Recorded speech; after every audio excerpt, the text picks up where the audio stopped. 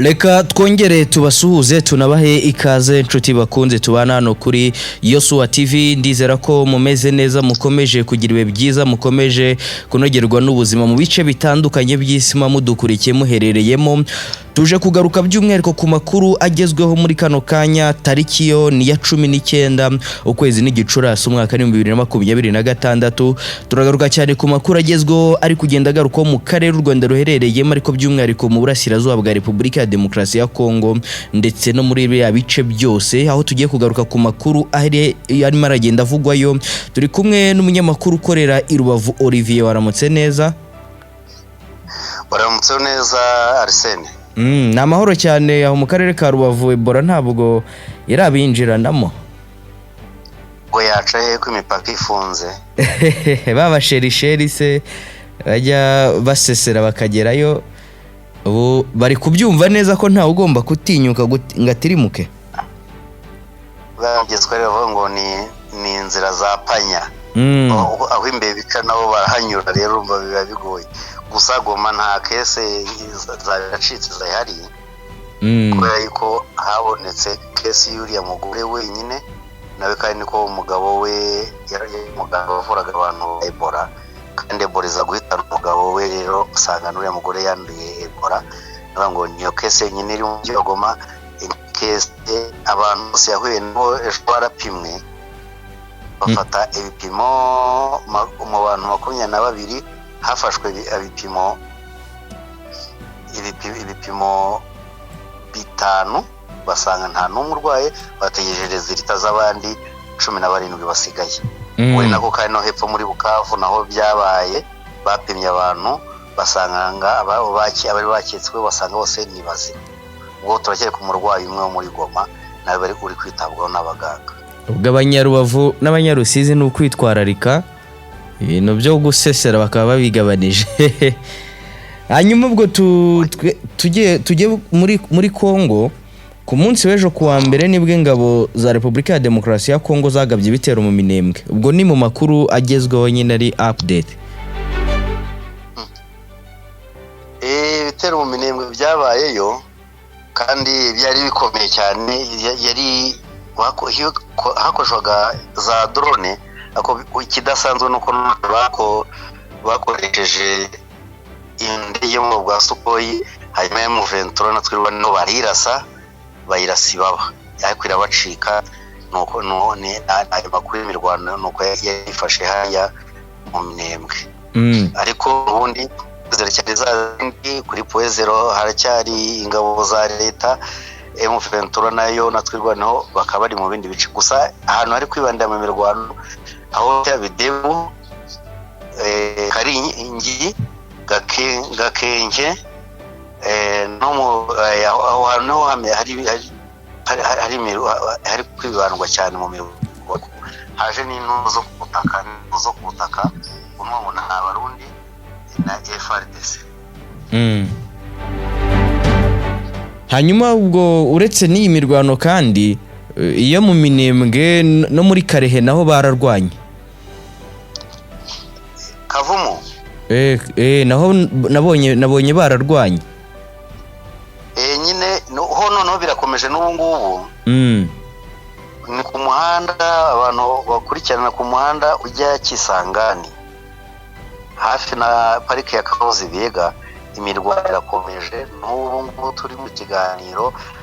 Isasu yavuze ubuhuha ngo ni nako harimo kureba uburyo M23 yakwigiza inyuma ibyo bitero, hanyuma ari nako adashaka no gukumira nanone abantu baturuka inyuma bagabita muri kare baturutse iki. Tubwire noneho Masisi ho ibitero bya Wazalendo bagabye bikomeye kuri M23. Hano bita Kazinga. Wazalendo bita Mutayomba. Nyuma yo koretsa imwizeyeho kurwana cyane bakoresho bishya cyo n'imisa n'amafaranga bizeze ko shobora M23 muri Matsi. Ubwo rero ni uyu vugani kuvuza ubuhuha yomba n'abazarendo biwe bose yamanyije imirwano irarimba ngo twerekeze noneho by'umwihariko mu yandi makuru atari ajyanye n'urugamba, ariko naho turaza kugenda tuganira by'umwihariko mu Minembwe. Nabonye mu Minembwe na Kavumu imirwano igikomejeho, turagenda tureba uko bimeze kuri urwo rugamba. Hanyuma Minisitiri w'abakozi ba leta n'umurimo muri Repubulika ya Demokarasi ya Kongo yitwa Jean Pierre Rihawu yatangaje ko abakozi ba leta bakoranye n'inyeshyamba za M23 mu duce zigaruriwe batazemera kongera gukora muri leta igihe ubutegetsi bwa leta buzaba bwagarutse muri utwo duce. Abahunze ibyo bice bo bakaza bazasubizwa mu mirimo yabo. Ubwo ni nk'inyiturano itari nziza kubemeye kuyoboka ubutegetsi bwa M23. ubwo hanyuma ndaza ndibaza ikintu kimwe, uyu minisitiri leta izagaruka ite mu bice M23 yafashe? izazirwa na bazatera ibiro za M23 bahikure bakoresha abapfumu, bizagenda bite? Ku gisubizo bahora babivuga ngo M23 ngo izagenda izava mu cifashe, ariko nta strategy nimwe tubona ishoboka. Ese igisirikare cyakubiswe nicyo kizagaruka? Bazakodesha barambo barwanira nko kurwana filime? Sinzi inzira bo bizanyuramo nyine bizanyuramo. Bose ntibizeye Trump, kandi Trump akazaza igitutu se, akazazana ingabo z'abanyamerika bikagenda gute? akazarasa kure M23. Ntabwo yarasa kure M23 tugendeye ku masezerano ya Washington. Trump ariko by'amasezerano ntacyo biba bivuze, ubona yuko agira gutya akivangira. Ntabwo byahinduka. Nabonye ejo ndi yanabwiye n'inteko ishinga amategeko ya Leta Zunze Ubumwe za Amerika gutora itegeko ry'umuntu wese uzitambika amasezerano ya Washington. Urumva rero aba yashyizeho imbaraga nyinshi, agomba kubahirizwa. kandi burya uyu minisitiri nuko barimo ajijisha abantu, Tshisekedi yarasinye Washington yiyambura inshingano za guverinema igenera abaturage azihereza mugenzi we. Iyo umuntu avuze ngo bazakorera hafi hamwe kugira ngo abaturage bo muri iki gice babone amazi, amashanyarazi, interinete, stade, ahabera ibitaramo, gucukura gazi metane, inshingano zose za leta zose yaraziyambuye, avuga ko zifatanyije n'uwo muturanyi. Ariko turabizi neza ko ntabwo Tshisekedi na leta ye bahakandagira. Ni ukuvuga ngo uwo muturanyi azaba asigaye yaragejwe icyo gice ari uri kucyitaho. Nicyo bisobanuye. Mbega ibi ni nko gukanga abanyabwoba baba bakorana na M23 kugira ngo niba bishoboka ko bakwivanamo banivanemo. No kurangaza abaturage buriya bagira igitutu cy'Kinshasa cyuko ingabo za leta zananiwe kwirukana aba barwanyi ba M23 muri ibice bigaruriye, bakazana biriya byo kwerekana yuko hari ubundi buryo bazahabakura. Tugiye ku bitero noneho bikomeye biri kubera mu Minembwe, ihuriro M23 rivuga ko ingabo zishyigikiye ubutegetsi bwa Kinshasa ngo kuva ku munsi w'ejo zagabye ibitero bikomeye mu duce twa Minembwe zikoresheje drone. Rivuga ko hari abasivili bishwa abandi bagashimutwa, rinasaba amahanga ko yafata ingamba. Ni mu itangazo nabonye basohoye. Begeranya abaturage bishwe, harimo n'umugoronome. Nacyo cyavuyemo yuko buriya leta ya Kinshasa yamaje gutegeka yuko abo bita abazarendo bakurwa muri biriya bice byo mu kibaya kugira ngo batazongera kuza kugaba ibitero kuri M23. Kandi M23 yarahikuye ku bushake bwabo. Leta rero babwiye ati yabwiye batayakutumba ati bavanemo bene abazarendo bavemo hariya ntago dushaka abazarendo, ntago bakontororwa, bashobora guhita batangira kugaba ibitero kuri M23. Abazarendo ubwo bisobanuye ko baba bongeye gusubiranamo na leta, kuko mu minsi yashize nabwo hari amasezerano yajyaga abaho ugasanga leta yemeranyije na M23 guhagarika imirwano, ariko ugasanga abazarendo bo ntibabyumva uburyo ki batari burase mu 23. bikarangira bo bari kubirengaho bakayirasa, leta yababuza ugasanga ahubwo batangiye gusubiranamo. Turi kubona urugamba ruravutse hagati ya Wazalendo n'ingabo za leta. Byanashoboka, ariko bamaje kwemera kuhava kwabo rero icyo bisobanuye, ariko ntabwo babyemeye neza kuko bahise barasa amasasu menshi muri teritori ya Uvira. Abantu bumvise amasasu menshi cyane, kandi nanone hari ikintu tutakwirengagiza, kwemera yuko utari bujye ugaba ibitero kuri M23 ubwo ni igitutu cya Trump. Bavuga ati muhagarike, nimba abantu bavuye mu kibaya barisubiye inyuma ntugomba kubirukanka inyuma. Bivuze ko hatangiye ko icyo bita kurekonesa imipaka. M23 na leta uregeze Katogota, M23 irahanga igarukiye kuba n'u leta bahita bashyira na barriere, buriya niko bahita babigenza. Mu gihe M23 turayo nta kintu ihihorera gutyo, kuko M23 bemba n'abaturage babo bakajya hepfo, ariko kuba n'u leta rekata bashyizeho barriere bashyiraho n'amabuye mu muhanda kuryo nta modoka ishobora kuharenga ngo ivuye mu gihe cya M23 yinjire mu gice cya leta. Ubwo ikavumu naho muri Kivu FARDC bahanganye n'inyeshyamba za M23. Imirwano yafashe indi ntera muri Kavumu, n'ubu batubwiraga ko igikomeje, aho intwaro ziremereye zirimo zirakoreshwa muri iyi mirwano zatumye abaturage bahunga imidugudu myinshi, mu gihe imitwe yitwara gisivili ya Wazalendo nayo aho barimo barafashanya n'ingabo za leta. Bitandukanye no mu Minembwe ho ntabwo barimo bararwana. Ingabo za leta zanasabye Wazalendo ko ireka kuba yarasa kure mu 23 igasubira inyuma nayo, kuko M23 yemeye gusubira inyuma. Gusa hano muri Kavumu ho barimo bararwana. Twabivuzeho mbere, Kavumu harimo imbunda ziremereye. Nicyo kintu kidasanzwe mu makuru aturuka uko bisobanura, n'ubuvuga ngo harimo ibibunda biremereye cyane ku buryo wa mugana abaturage bari kugira ubwoba. Hari izo bita za BM, ni amabomba aremereye, abantu muri kumva ari nk'ibintu by'ibigongo biri gukubita aho ngaho. Hanyuma ubwo tukiri muri Kongo n'ubundi turetse ku bijyanye n'intambara, twajya no kuri inkuru ivuga ko Constantin Mutamba ashobora kongera gukurikiranwa n'ubutabera.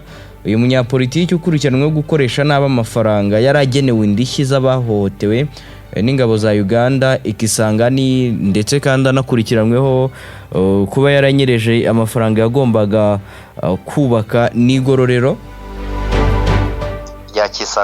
rya Kisangani.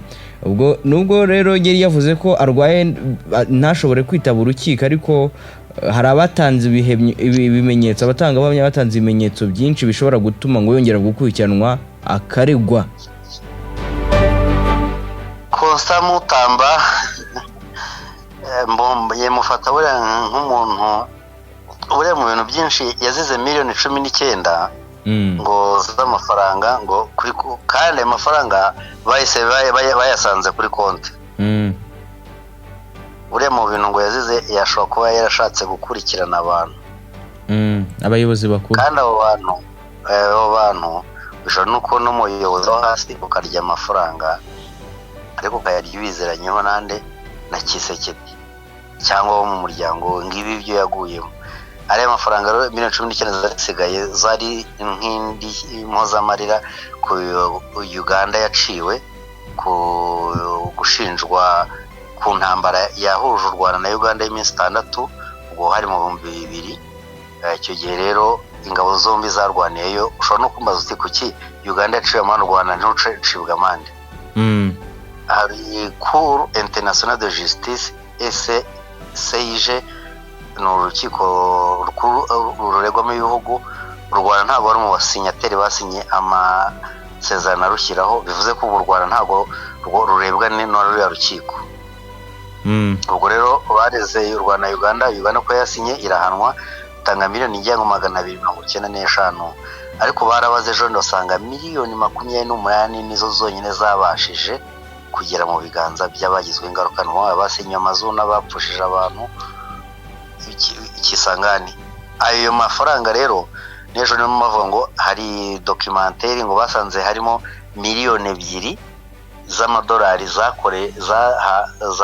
gukora documentaire y'iminota 6.